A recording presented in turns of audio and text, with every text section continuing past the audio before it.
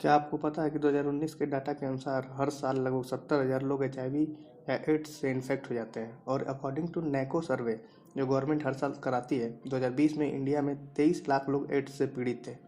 Hello दोस्तों, मैं हूं सुनील। स्वागत है आपका ऑन क्लास अफेयर चैनल पर। आज हम बात करने वाले हैं कि भारत में एड्स यानी एचआईवी का पहला केस कैसे मिला और किसने ढूंढा। तो चलिए स्टार्ट करते हैं आज का वीडियो।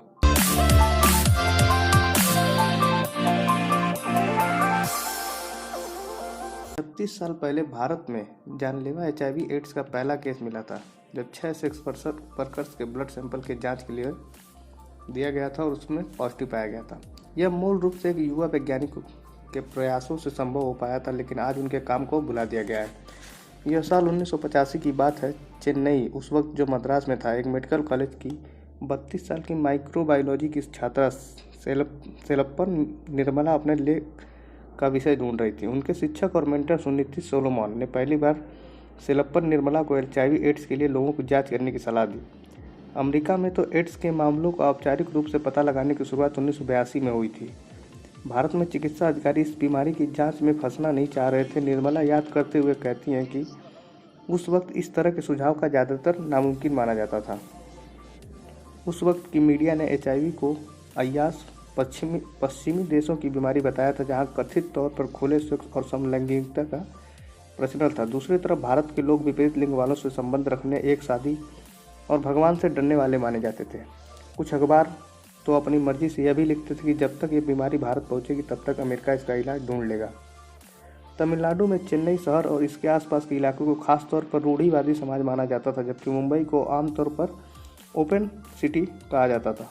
उस वक्त मुंबई शहर से जब एड्स के केस मिलने शुरू हो गए अमेरिका में, तो उस वक्त मुंबई शहर में भी सैकड़ों सैंपल इकट्ठे किए गए थे, जिसकी जांच पूना के वायरोलॉजी संस्थान में की गई थी और इनमें से किसी भी सैंपल को पॉजिटिव नहीं पाया गया था। इसलिए इस बात पर कोई हैरानी नहीं हो सकती कि निर्मला को भी अपनी मेहनत के रिजल्ट का अंदाज़ा था। उनका कहना है कि मैंने डॉक्टर सोलोमन से कहा कि मुझे पक्का यकीन है कि इस जाँच में रिजल्ट निगेटिव आएंगे। हालांकि सोलोमन ने अपनी छात्रा को एक बार कोशिश करने के लिए मना लिया। यह तय किया गया कि निर्मला उन 200 लोगों के ब्लड सैंपल इकट्ठा करेंगी जिन्हें एड्स को लेकर ज़्यादा खतरा है, जैसे सेक्स वर्कर, समलैंगिक और अफ्रीकी छात्र। लेकिन यह आसान काम नहीं था। निर्मला ने पहले बैक्टीरिया से होने वाली लेप्टोस्पायरोसिस बीमारी पर काम किया था, जो कुत्ते और चूहे के जानवरों से फैलता है। निर्मला एड्स के बारे में बहुत ज़्यादा कुछ नहीं जानती थी। निर्मला के सामने एक और बड़ी समस्या थी। मुंबई और दिल्ली, कोलकाता जैसे शहरों में बहुत ही चर्चित रेड लाइट इलाके थे, लेकिन चेन्नई में सेक्स वर्कर का कोई निश्चित स्थान नहीं था। इसलिए उन्होंने लगातार मद्रास जनरल हॉस्पिटल जाना शुरू किया, जहां सेक्सुअलिटी ट्रांसमिटेड बीमारियों से पीड़ित कई महिलाओं का इलाज होता था। वो बताते हैं कि मैंने वहां कुछ सेक्स वर्कर्स से दोस्ती कर ली और फिर उन लोगों ने मुझे कुछ और सेक्स वर्कर के बारे में बताया। जब मैंने उनका फॉर्म देखा तो उस पर वी होम लिखा था। मैंने इसके बारे में पता किया तो बताया गया कि इसका मतलब विजिलेंस होम होता है, यानी कि वे जहां वेश्याएं और बेसहारा लोग अधिकारियों की कैद में रहते हैं।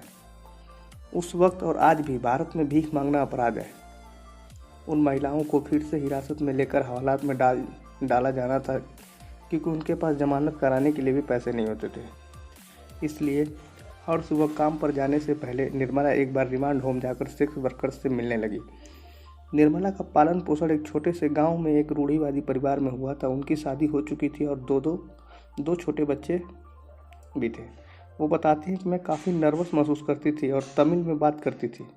मैं एक शांति से भरी जिंदगी चाहती थी, लेकिन पति वीरप्पन रामामूर्ति ने उनको प्रोत्साहित किया। उन्होंने हर कदम पर निर्मला का साथ दिया। वो अक्सर बस का किराया बचाने के लिए स्कूटी पर निर्मला को रिमांड होम तक छोड़ जाते थे। उस वक्त दोनों ने अपना करियर शुरू किया था और उनके पास ज़्यादा पैसे भी नहीं होते थे। 3 महीने गुजर जाने के बाद निर्मला ने 80 सैंपल जमा कर लिए। उनके पास कोई दस्ताना नहीं था और न ही सुरक्षा का कोई सामान। दूसरी तरफ सेक्स वर्कर्स को भी इस बात का कोई अंदाज़ा नहीं था कि यह जांच किस लिए हो रही है। निर्मला बताती हैं, मैंने उन्हें नहीं बताया कि मैं एड्स की जाँच कर रही हूँ। वो सभी लोग अनपढ़ थे और अगर मैं बता भी देती तो उन्हें समझ में नहीं आता कि एड्स क्या है, और उन लोगों ने सोचा कि मैं सेक्स से जुड़ी किसी बीमारी की जांच कर रही हूँ। सोलोमन की शादी हृदय और फेफड़े के एक सर्जन से हुई थी। उन्होंने अपने पति और दूसरों की मदद से छोटा सा लैब बनाया था। इसी लैब में वो निर्मला सीरम को अलग करने का काम करती थी। एड्स की जांच के लिए यह एक अहम प्रक्रिया होती है। इन सैंपल्स को सुरक्षित रखने का कोई और जरिया नहीं होने की वजह से निर्मला उन्हें अपने घर में फ्रिज में रखती थी। चेन्नई में एलिसा टेस्टिंग की कोई सुविधा नहीं होने की वजह से डॉक्टर सोलोमन ने सैंपल की जांच चेन्नई से 200 किलोमीटर दूर वेल्लोर के क्रिश्चियन मेडिकल कॉलेज में कराने की व्यवस्था की। निर्मला बताती हैं कि साल 1986 के फरवरी में एक दिन मैंने और मेरे पति ने उन नमूनों को जो सैंपल लिए गए थे आइस बॉक्स में रखा और वहाँ से रात की ट्रेन लेकर काठपड़ी रवाना हुए। फिर वहाँ से हमने ऑटो रिक्शा लिया और CMC पहुँचे। वहाँ के वायरोलॉजी विभाग के निदेशक डॉक्टर जैकब टी जॉन ने 2 लोगों पी जॉर्ज बाबू और एरिक सिमास को निर्मला की मदद के लिए लगाया। निर्मला याद करके बताती हैं कि हमने सुबह 8:30 बजे जांच शुरू की। बिजली कट जाने की वजह से दोपहर में टी ब्रेक लिया। जब हम वापस लौटे तो जॉर्ज बाबू पहले लैब में पहुंचे। वो बताते हैं डॉक्टर जॉर्ज बाबू ने लीड को खोला और उसे तुरंत ही बंद कर दिया। उन्होंने चेतावनी दी कि प्ले मत करो, लेकिन मैं उसे देख चुकी थी। उनमें से 6 सैंपल नीले हो गए थे। मैं हैरान रह गई, मैंने ऐसा कभी कुछ सोचा नहीं था। 1 मिनट बाद ही सीमॉस भी अंदर आए। उन्होंने भी रिजल्ट देखा और कहा इनमें से कुछ रिजल्ट पॉजिटिव हैं। मैं जॉन को बुलाने के लिए भागी। वो दौड़ते हुए कमरे की ओर आ रहे थे। इस पॉजिटिव रिजल्ट को न मानने का कोई मतलब ही नहीं था। यह सभी के चेहरे पर दिख रहा था। जॉन ने निर्मला से पूछा, आपने ये सैंपल कहाँ से इकट्ठा किए? चेन्नई लौटने से पहले निर्मला और उनके पति ने यह बात किसी को नहीं बताने की कसम खा ली। रामा मूर्ति कहते हैं हमें कहा गया कि यह बहुत ही गंभीर मामला है, इसलिए किसी को न बताएं। चेन्नई लौटने के बाद निर्मला सोलोमन के दफ्तर गई और उन्हें इन सब खबर के बारे में बताया। उसके फ़ौरन बाद वो सोलोमन बाबू और सीमास के साथ विजिलेंस होम गई। उन लोगों ने 6 महिलाओं के सैंपल फिर से लिए। सीमास इन सैंपल्स को लेकर अमेरिका रवाना हो गए, जहां वेस्टर्न ब्लॉक टेस्ट से कंफर्म हो गया कि भारत में HIV वायरस पहुंच चुका है। यह भयानक खबर Indian council for medical research को दी गई, जिसने उस वक्त के प्रधानमंत्री राजीव गांधी और फिर तमिलनाडु के स्वास्थ्य मंत्री HV हांडे की जानकारी दी। जब मई में हांडे ने विधानसभा में इस बुरी खबर के बारे में बताया तो उस वक्त निर्मला और सोलोमन विधानसभा के दर्शक दीर्घा में बैठे हुए थे। शुरू में तो लोगों ने इस पर कोई यकीन नहीं किया। किसी ने इसकी जांच पर सवाल उठाए तो किसी ने कहा कि डॉक्टरों से कोई गलती हुई होगी। जब पिछले साल सोलोमन की मौत हो गई, लोगों ने खासतौर पर उन्हीं की आलोचना की थी, क्योंकि वो दूसरे राज्य महाराष्ट्र की रहने वाली थी। सोलोमन के बेटे सुनील कहते हैं कि लोग सच में बहुत भड़के हुए थे। वो कह रहे थे कि एक उत्तर भारतीय महिला हमें बुरा बता रही है, लेकिन इस पर मेरी माँ सहित सारे लोग हैरान थे। उधर इस तरह परिणाम के बाद सारे अधिकारियों में पागलों की तरह भगदड़ मच गई। निर्मला कहती हैं कि ICMR के निर्देशक ने मुझे बताया कि यह एक विशाल पहाड़ का एक छोटा सा टुकड़ा है। हमें इस पर जल्दी से काम करना होगा। अधिकारियों ने बड़े पैमाने पर जांच और एड्स की रोकथाम के लिए कार्यक्रम शुरू किए। कुछ साल के बाद भारत में एड्स एक महामारी बन गया और देश के हर कोने में तेजी से फैलने लगा। कई साल तक भारत में HIV संक्रमित लोगों की संख्या दुनिया में सबसे ज़्यादा मानी जाती थी, जो करीब 52 लाख बताई जाती थी, लेकिन 2006 में नए आंकड़ों में इसकी संख्या आधी हो गई। आज भी भारत में लगभग 23 लाख से ज़्यादा HIV संक्रमित लोग हैं, जिस जानलेवा बीमारी का कोई इलाज नहीं है। उधर निर्मला फिर से अपनी पढ़ाई में जुट गई। उन्हें अपने थीसिस के लिए जरूरी 200 में से 100 से ज़्यादा सैंपल अब इकट्ठे करने थे।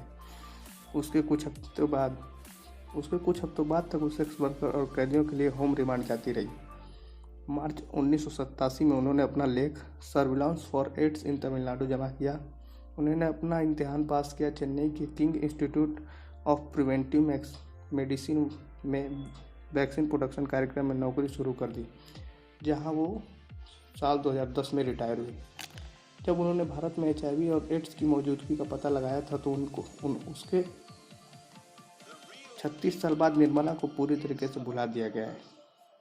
उस वक्त की मीडिया की कुछ खबरों को छोड़ दें तो इतने बड़े काम के लिए उनको कोई पहचान नहीं मिली।